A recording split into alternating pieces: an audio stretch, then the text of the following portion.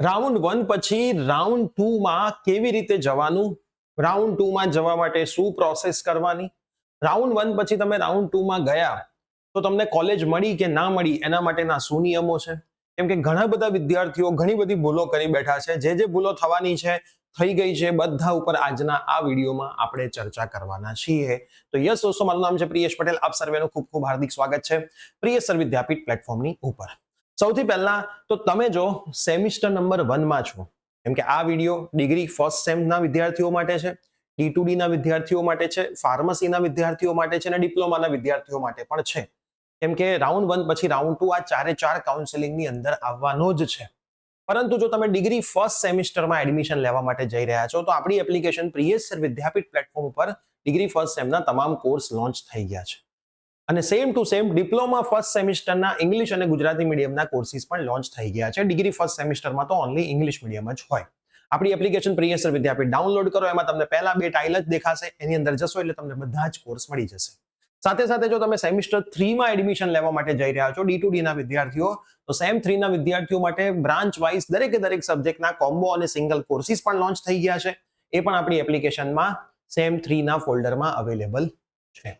તો ખાસ application visit કરો, પ્રિયેશ સર વિદ્યાપીઠ પ્લે સ્ટોર એપ સ્ટોરમાંથી ડાઉનલોડ કરો અને તમારા કોર્સ બાય કરો અને સરસ ભણવાનું ચાલુ કરો. વિડીયો મળશે, મટીરિયલ મળશે, બુક મળશે, પ્રીવિયસ પેપર સોલ્યુશન મળશે, ડાઉટ માટે ટીચરનો નંબર મળશે. માર્કેટમાંથી તમારે બુક લેવાની પણ જરૂર નહીં પડે. અને ખાસ પ્રીવિયસ જેટલા પણ વર્ષોના આપણા રિઝલ્ટ છે બધા મૂકેલા છે, એ જોશો એટલે ખ્યાલ આવશે કે ગુજરાતનું એન્જિનિયરિંગ ક્ષેત્રે જો નંબર 1 કોઈ પ્લેટફોર્મ હોય, પૂરી ઈમાનદારી સાથે કોઈ પ્લેટફોર્મ કામ કરતું હોય તો એ ફક્ત અને ફક્ત પ્રિયેશ સર વિદ્યાપીઠ પ્લેટફોર્મ છે, જેમાં હરેક કોર્સિસની અંદર તમામે તમામ વસ્તુઓ યુનિક વેમાં ચાલે છે. સાથે સાથે તમારા કોઈ રિલેટિવ્સ અથવા તમારા ઘરમાં નાના ભાઈ બહેન 9th 10th 11th 12th ની તૈયારી કરતા હોય તો આપણે બીજી એક યુટ્યુબ ચેનલ સ્ટાર્ટ કરી છે પ્રિયેશ સર વિદ્યાપીઠ સ્કૂલ, જેમાં રેગ્યુલર બેઝિસ ઉપર લાઈવ સ્ટાર્ટ થઈ ગયા છે. તો તમે એમને શેર કરી શકો છો. ગુજરાત બોર્ડ અને CBSE બોર્ડના ઇંગ્લિશ અને ગુજરાતી મીડિયમના વિદ્યાર્થીઓ માટે સેપરેટ સેશન ચાલે છે. હવે સૌથી પહેલા હું તમને એક વસ્તુ બતાવવા માંગુ છું. હું તમને રાઉન્ડ 2 માં કેવી રીતે તમે જઈ શકશો એ પણ સમજાવી દઈશ. અમુક તમને ડેટ્સ બી બતાવી દઉં છું, કેમ કે બધાની રાઉન્ડ 2 ની ડેટ્સ હજી ચાલુ નથી થઈ, પણ હું વિડીયો એટલા માટે બનાવી રહ્યો છું કે મેસેજીસ બહુ બધા મને આવવા લાગ્યા હતા. જો એક વિદ્યાર્થીનો સવાલ છે, સર મારે રાઉન્ડ 1 માં સીટ મળી ગઈ છે પણ મારે રાઉન્ડ 2 માં ભાગ લેવો હોય તો લઈ શકાય? હવે પહેલો જવાબ, રાઉન્ડ 1 માં તમને સીટ મળી હોય કે ના મળી હોય, તમે રાઉન્ડ 2 માં ભાગ લઈ શકો છો. રાઉન્ડ 1 માં તમને સીટ મળી હોય, તમે ફીસ ભરો કે ના ભરો, તમે રાઉન્ડ 2 માં ભાગ લઈ શકો છો. ફીસ એટલે ACPC ની વાત છે. રાઉન્ડ 1 માં તમને સીટ મળી હોય, તમે ACPC માં પણ ફી ભરી દીધી, કોલેજે રિપોર્ટિંગ પણ કરી દીધું, તોય તમે રાઉન્ડ 2 માં ભાગ લેવો હોય તો લઈ શકો છો. ક્યાંય રાઉન્ડ 2 માં ભાગ લેવા માટે કોઈ તકલીફ નથી. દરેકે દરેક વિદ્યાર્થીઓ જે ACPC માં છે એ ચાહે રાઉન્ડ 1 માં નહોતા આવ્યા, કેમ કે બોર્ડમાં ઇમ્પ્રુવમેન્ટ વાળા વિદ્યાર્થીઓ હશે, રાઉન્ડ 1 માં એમણે ભાગ નહોતો લીધો, એ સીધો રાઉન્ડ 2 માં પણ ભાગ લઈ શકે છે. મતલબ રાઉન્ડ 2 માં દરેકે દરેક ACPC ના વિદ્યાર્થીઓ જેમનો મેરિટ રેન્ક જનરેટ થાય છે એ તમામે તમામ ભાગ લઈ શકે છે. એના માટેના કોઈ જાતના કોઈ નિયમો નથી. હવે બીજો સવાલ જે હતો, રાઉન્ડ 2 માં સીટ મળે અને ના જવું હોય તો રાઉન્ડ 1 ની સીટ કન્ફર્મ જ રહે ને, આ વસ્તુ ખોટી છે. અને આવા તો અમને રોજ ઢગલો મેસેજ આવે છે.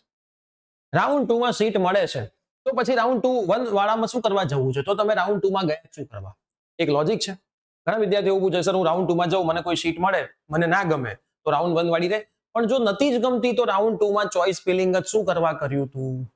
તો રાઉન્ડ 1 માંથી રાઉન્ડ 2 માં જવા વાળા વિદ્યાર્થીઓ આટલી વસ્તુનું ધ્યાન રાખે. જો તમારે ઈચ્છા હોય રાઉન્ડ 2 માં બીજી ઉપરની સારી કોલેજમાં જવાની તો જ તમે કરો. કેમ કે રાઉન્ડ 2 માં તમને કોઈ કોલેજ મળશે એટલે તમને પૂછશે નહીં કે રાઉન્ડ 2 વાળી રાખવી છે કે રાઉન્ડ 1 વાળીમાં જવું છે. તમારી રાઉન્ડ 2 વાળી કન્ફર્મ થઈ જ જશે, રાઉન્ડ 1 વાળી પછી ભૂલી જ જવાની. રાઉન્ડ 2 માં કંઈ નહીં મળે તો રાઉન્ડ 1 વાળી સીટ રહેશે, જો તમે ફીસ ભરી હશે તો. ફીસ નહીં ભરી હોય તો રાઉન્ડ 1 વાળી પણ ગઈ. ફીસ ક્યાં ભરવાની વાત છે? ACPC માં. કોઈને 0 રૂપિયા TFWS હોય તો કન્ફર્મ કરેલું હોય. કોલેજે કઈ જવાની અહીંયા ક્યાંય કોઈ મેં વાત કરી નથી. કોલેજે રિપોર્ટિંગ ના કરાયું હોય તો એ સીટ તો તમારી જ રહે.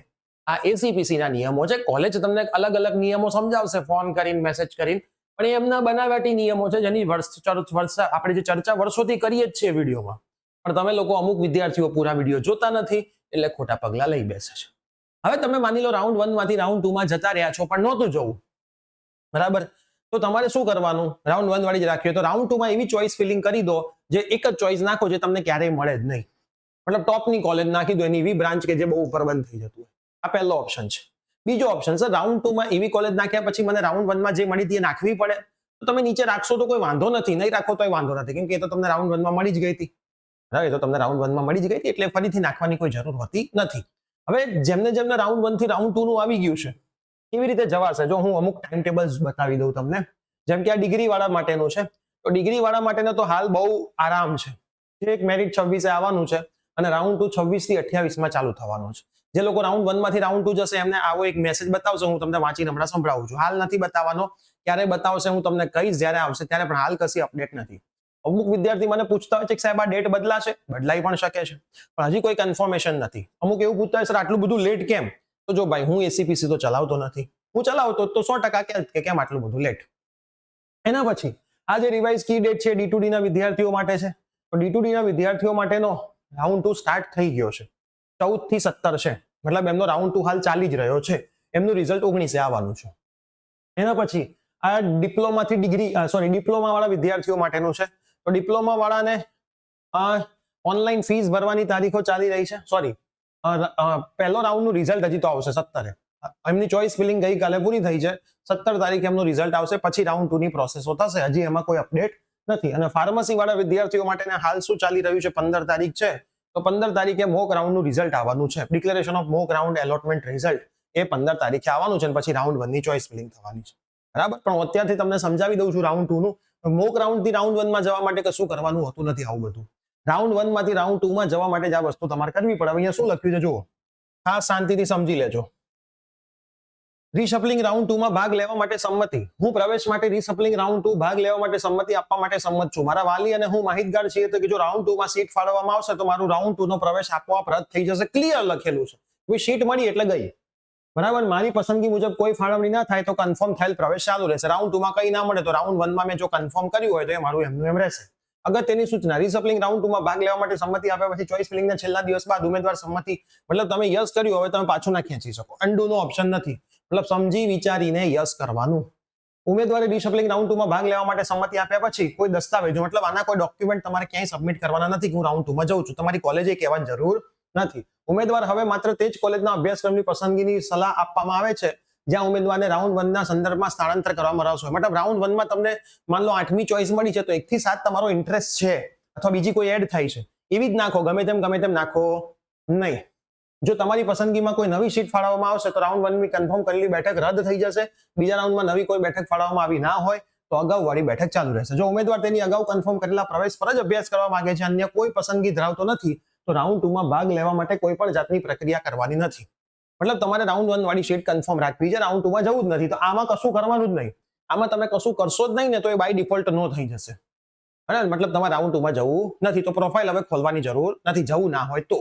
હવે જવું હશે તો અહીંયા લખ્યું છે કે પાર્ટિસિપેશન ઇન રાઉન્ડ 2, એને તમે ક્લિક કરશો તો યસ અને નો આવશે.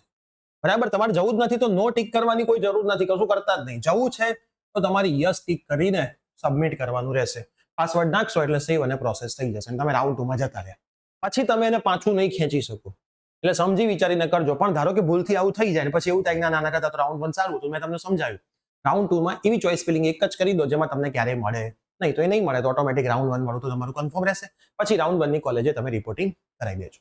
રિપોર્ટિંગ કરવાની હાલ કોઈ અપડેટ નથી, પણ તમે જેટલું બને એટલું વહેલું રિપોર્ટિંગ કરાવી દો. પણ એ સૌથી સારા. જો તમારે રાઉન્ડ 2 માં ના જવું હોય, રાઉન્ડ 3 માં ના જવું હોય તોની વાત છે. જવું હોય તો હાલ કોઈ ચિંતા કરો જ નહીં, બધું ભૂલી જાઓ. હું તમને બધી જ વસ્તુથી માહિતગાર કરીશ કે ક્યાં સુધીમાં શું કરવું જોઈએ. બરાબર છે, તો આટલું. અને અમુક લોકોના એવા મેસેજ છે કે સર હું રાઉન્ડ 2 માં જાઉં, 3 માં જાઉં, 4 માં જાઉં, તમારે ભણવાનું શું?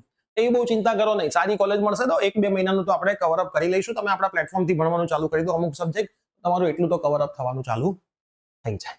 તો આટલી વસ્તુઓ છે મિત્રો રાઉન્ડ 1 થી રાઉન્ડ 2 માં જવા માટેની. આઈ હોપ હવે તમને બધો ખ્યાલ આવી જશે.